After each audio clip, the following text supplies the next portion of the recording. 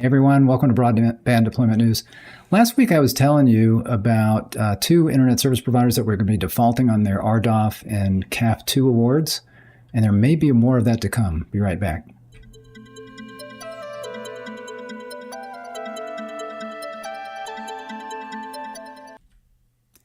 Thanks for joining me. Rick Husey here with Broadband Deployment News. So last week I talked about, it was Bar Connects in Virginia and North Alabama Electric Co-op. And both of them had RDOF awards. One of them had CAFII awards as well. And they were going to be defaulting on those. And the FCC was going to allow them to do a partial default where they would still be able to deploy in some areas, but they had said where the census blocks where they could not deploy. So these were the first defaults that we had seen since the NTIA and FCC, through their broadband map, had determined how much money each state would be getting. So at that point, once that was determined, each state knew how much they were going to be getting, and that was based on the FCC maps that were available at that time, and that included committed funds from programs like RDOF and CAFII. Well, now, if you suddenly take away from these census blocks the money that would be applied there, then what happens to that? Well, the states then need to take a look at those areas and figure out how they're going to fund those areas as well. And they did not get funding from the FCC specifically for those locations. So they got to figure out how, okay, now we've got more locations. Just as if somebody suddenly built a neighborhood, you'd have more locations that you'd have to fund. But in this case, these are census blocks that were considered committed and now they're not. Well, it looks like we may be getting more of that. And you see here, this was a story came out on the 28th in Telecompetitor, and I think it was the 27th.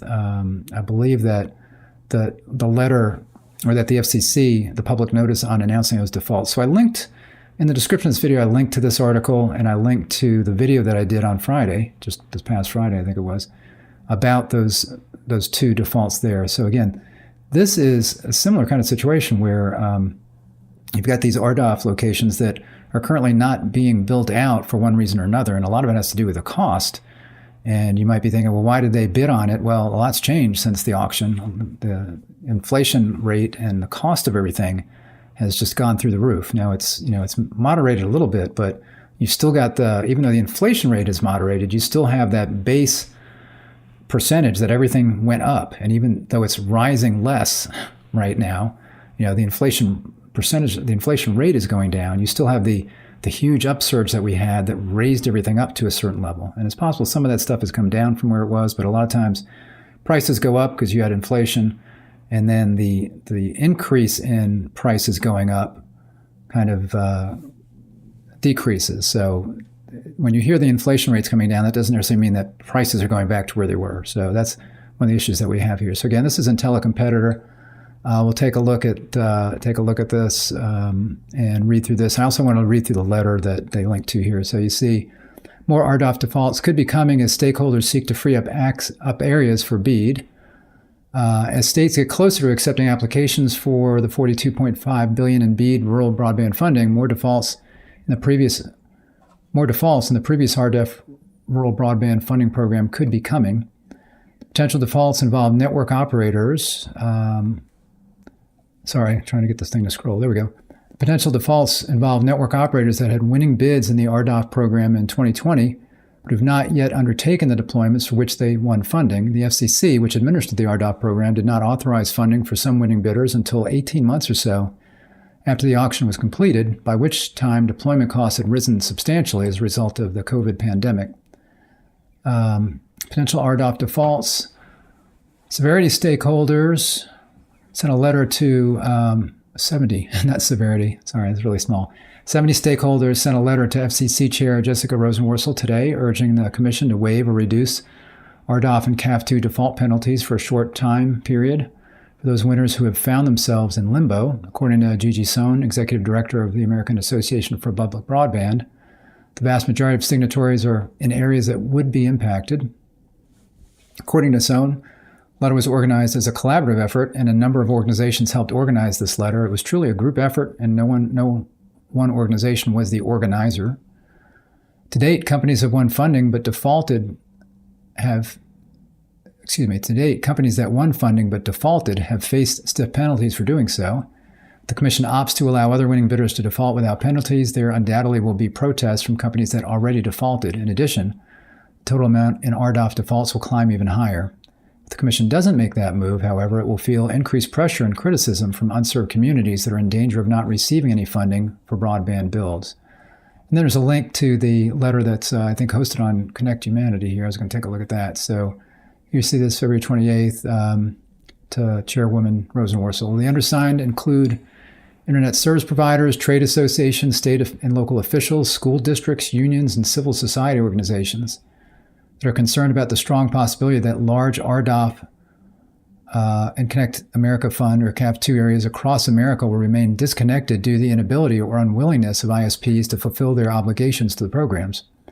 On August 16th, 2023, an emergency petition filed by, and this was summer last year, an emergency petition was filed by RDOF winners requesting, among other things, that that should also be considered a brief amnesty period that will allow them to relinquish their awards without having to hear, I'm sorry, this text a little small on my screen, without having to bear the full weight of penalties that the law allows. The undersigned asked that the FCC grant that request, including extending it to CAFII awardees, or otherwise provide a mechanism for relinquishment that ensures that thousands of communities across rural America are not disconnected from the benefits of reliable and affordable broadband internet.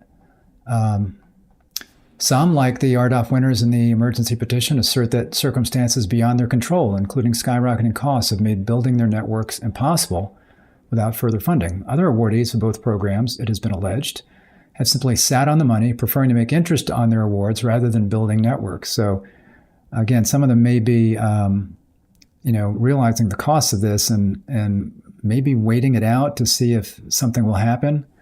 I don't know, or it could be that, they've got certain milestones they're supposed to hit, so maybe waiting as long as they can and getting as much interest as they can. I'm not sure what's going on there. Regardless of the reason, RDOF and CAFII awardees cannot or choose not to fulfill their obligations. The households they were intended to serve are at risk of being left without broadband internet access entirely because their service areas will also be ineligible for BEAD funding. So it mentions here many of the RDOF and CAFII awardees who cannot or will not deploy their networks are located in states with greatest connectivity needs like Missouri and Mississippi. It is entirely in the Commission's power to ensure that large swaths of rural America are not left out of Congress's bipartisan once-in-a-lifetime investment to close the digital divide. There have been several once-in-a-lifetime investments, it seems, to this point, and we're where we are, for multiple reasons. Maybe some prior funding opportunities were not handled well, and this, RDOF and CAFII could be two of those. There was BTOP, there was another one, and then also, again, the definition of broadband has changed over time. So when some of this CAFII, including CAFII money, was going out, broadband, 25 by 3 was considered fast, and now that's the minimum for broadband. So we always have that changing. So this really is, if we can get everybody connected now and get them on fiber, this really does help get us to a point where it's future-proof enough where this will be serving people with broadband for some time to come. But, again, we've got these areas that are supposed to be built out by RDOF and some for CAFII that may sit here idle in this case. Let's see, where did I leave off before I started talking so much? Here we go, I'll just start here. Significantly, no, here we go. It can only do so by giving RDOF and CAFII awardees who cannot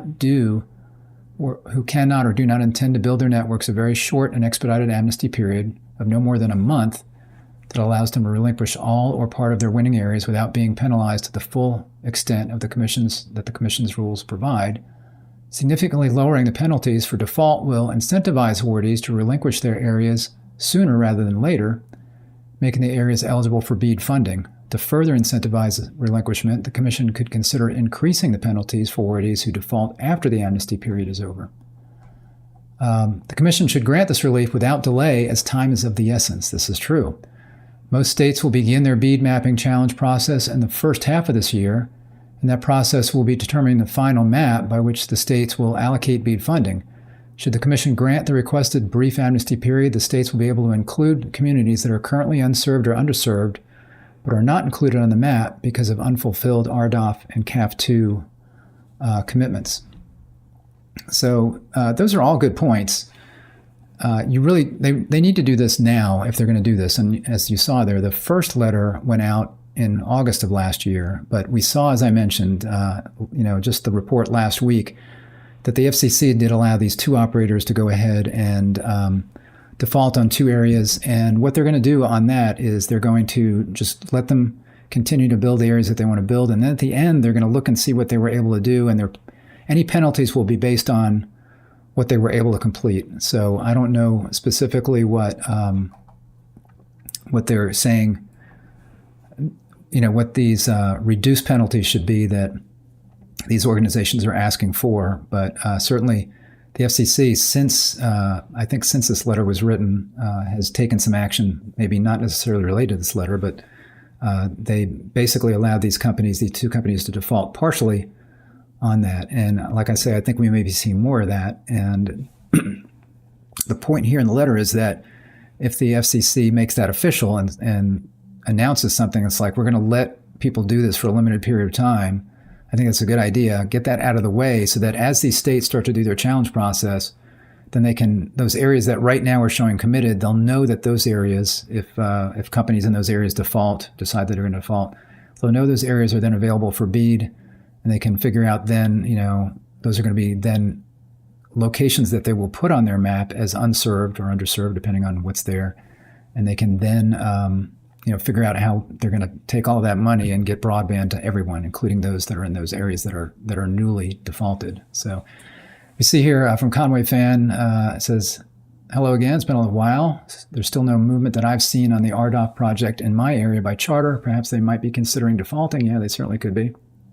If they did, would that make my area eligible for BEAD funds? If your area is, I'm assuming your area would be unserved or underserved. I think it is. Yeah, I remember you have DSL and it's not very fast. So yes, it would be if they did that, because then the state, assuming that the state then has time to look at the maps and they go through the challenge process, and all of those areas would be considered then unserved and underserved and not something that would be served through RDOF, then they should be eligible for BEAD funds. So as you can see here, they're trying to do what they can to make sure that you don't get left out, which means, that you get that area built out. Now, charter, whether charter is one of the ones that would be defaulting, I don't know. You say you've seen no evidence that they're doing anything. And again, I don't know if that's because they have a certain amount of time that they can build this, and maybe they're waiting to do this area and they're working on others. I don't know what the situation is there, but I know you've been waiting a long time. I know that's got to be frustrating. But hopefully this will be something that will cause the FCC to make some kind of an announcement or a commitment or a public notice that they will allow those companies that are going to default and give them some short amnesty period. They may not do anything, and they may just take it as it comes, like they did with the announcement on Friday, that if somebody defaults, they'll say, okay, you can default on everything or you can default on part of it. They've now kind of set a template or a precedent on how they're handling these two operators that said they were going to default on these two areas, and maybe that's how it gets handled. And maybe now that other companies have seen what the FCC has done, they'll go, okay, well, why don't we look at our areas and we'll go ahead and decide the ones that we can't really make it work, and then they'll do that. But they do need to do it sooner rather than later. And that's one reason for the FCC coming out and saying something, because if they just leave it out there and they don't have a time frame, then it could happen where people will default further on down the line. And by that point, the states may have done their challenge process, maybe determined where all the money is going to go, and that's going to make it a lot more difficult. So that is what this letter is about. That's what they're trying to avoid. So it's kind of a tricky situation. It was the funding from RDOF, and then surprisingly CAFII, which was RDOF superseded CAFII. So the fact that we've got CAFII money out there, and I'm assuming they're talking about the Connect America Fund auction. The fact that we've got auction money from that is not yet deployed is really kind of a statement on the problem with those programs. You had CAFII and then you had RDOF, and now you've got BEAD. BEAD, I think, is being handled better, sending everything through the states and trying to determine, I think most importantly, who has broadband and who doesn't. That's kind of the key, that was different from these prior programs. These prior programs were all based on census blocks, and we really didn't know which locations in a census block had broadband or didn't. We just knew from the FCC maps at that time that at least one location in a census block had broadband, and we didn't know, the extent other than that. So now we know much better from the current FCC broadband maps which locations have broadband and which don't, and supposedly which have committed funds that will be built. But here's a question mark right there on that.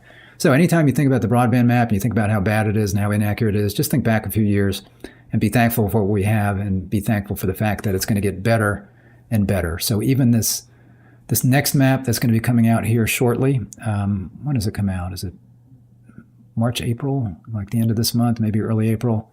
Will be even better. That will be based on data from December of this past year as opposed to June of this past year of 2023. So December 2023 data will be in the map, the next map that comes out. So I appreciate you joining me today. And if this was helpful, give me a like on the video. I'd appreciate it. And if you're not subscribed to our channel, go ahead and click the subscribe button down in the corner on YouTube and ring the bell, and you'll be notified when I'm live. Thanks a lot. See you next time. Bye-bye.